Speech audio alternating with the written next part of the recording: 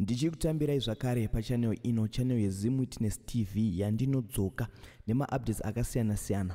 Uye ndinoti kana kari kekutanga kusvika pano ndinokumbira kuti ungobaya button rekusubscribe, then turn on the notification bell kuitira kuti iwewe usarasikirwe neevery update yandinouya nayo pano nguva nenguva. Muri yeZimbabwe nyaya dzandauya nadzo inyaya dzakati wandei, ndiye ndichingoti ndikabata iyi ndosiya, ndobata iyi ndoenda pane imwe. So muri yeZimbabwe nyaya yekutanga inyaya yakaitika iyo between Harare Beitbridge Road, apo mumwe malaicha aiva aine Toyota Quantum yanga ine South African number plate yakabatwa. Iyo yakatakura coffin rainge rakaiswa madrugs mukati, rainge rakaiswa brongo mukati imomo. Imagine level racho rekusmagula ilevel rinenge rapamusoro. Imagine munhu andosvika palevel rekutenga iye coffin obva atogadzirisa burial order kuti ange achisa mabrongo ake imomomo, zvekuti akasvika paroad block yemapurisa haakwanise kumiswa, anongonzi aiwa uyu ane chituna chaari kunoviga kuZimbabwe. Iri nyaya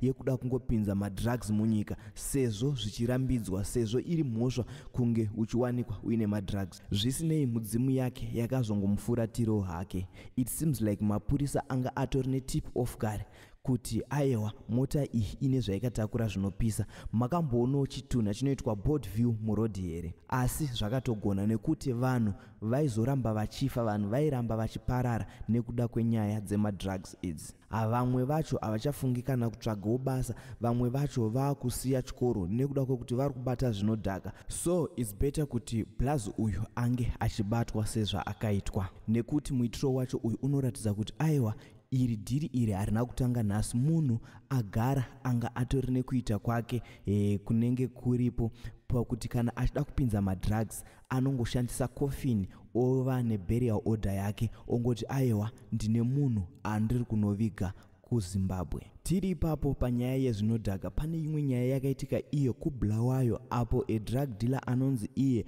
Tigos Tyrone Seigfriend ane makore 39 ekuberekwa akasungwa iye nemapurisa eZimbabwe Republic Police mushure mekunge awanikwa aine 1.9 grams crystal meth. The drugs were discovered at his residence on Chelmford in Mashelope, Bulawayo. So drug dealer ava vechirungu vanonzi ivo madrugs aya akadiscoverwa pamba pavo, ndo pavakawanikwa vainawo vachibva vangobatirwa panzvimbo setsuro. So muri yeZimbabwe uriwe mutongi gava, ava vaikupinza madrugs unovatongawo sei nenyaya yavo yavari kuita yekupota vachipinza zvinodhaka nekutengesa munyika? Nekuti tikatarisawo panyaya idzi dzemadrugs idzi, mamwe magovernment officials anenge atorimowo mudhiri racho rekunge vachiuraya future yevana, vachinge vachiuraya the future of tomorrow vachitengesa madrugs, kuti vanhu havana zvimwe zvavanozombofunga kunze kwekubata zvinodhaka chete. Tiri kuBulawayo ikoko pane chimwe chiitiko chakaitika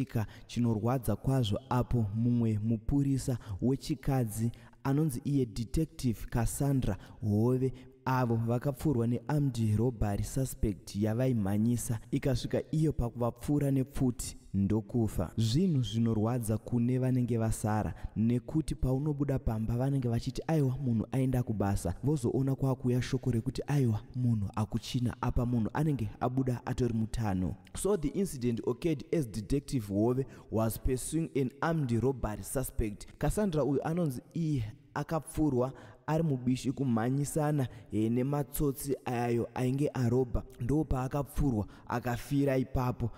Anonzi iye aishandira ari kuhomicide yeBulawayo. Tinongoti rest in peace Detective Constable Cassandra Hove. Avo vaiva CID Bulawayo vakapfurwa ivo nemusi wa6 March 2025 vari mubishi kumhanyisana nearmed robber. Ndo paunoonawo kuti aiwa nyika yedu yashata, yakutoita kunge kuSouth Africa kunongourayiwa munhu kunge kuri kuurayiwa huku. Vanhu havachatye chinhu chinonzi kuuraya munhu, vakungoti chero zvazvaita. Munyaya yedu yekupedzisira inyaya yakaitika iyo munzvimbo yeNyabhira, apo mumwe murume ane makore 32 ekuberekwa anonzi iye Michael Gombe akasungwa mushure mekunge awanikwa aine nyama yembudzi. Michael nemumwe wake vanonzi vakaba mbudzi papurazi reDryham kumafamu kunyabhira ikoko. Kuba kwavakaita mbudzi idzi zvinonzi izvo vakadziuraya ndokutiza. Vatiza kudaro, Michael anonzi akazowanikwa iye akamira pamugwagwa unobatanidza Harare Chirundu achitsvaga iye transport kuti ange achienda kuHarare kunotengesa nyama yembudzi iyi. Zvisinei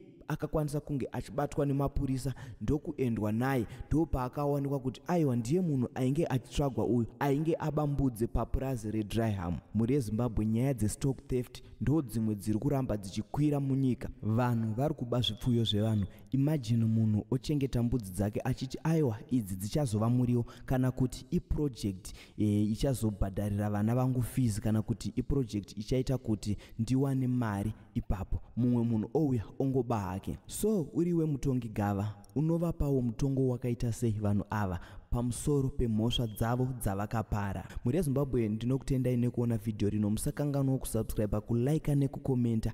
Ngatisanganei munyaya dzinotevera. Malikes enyu tinotomadawo. Show some love nekungosubscribe pamwe chete nekulike. Kukomenta akurambidzwe.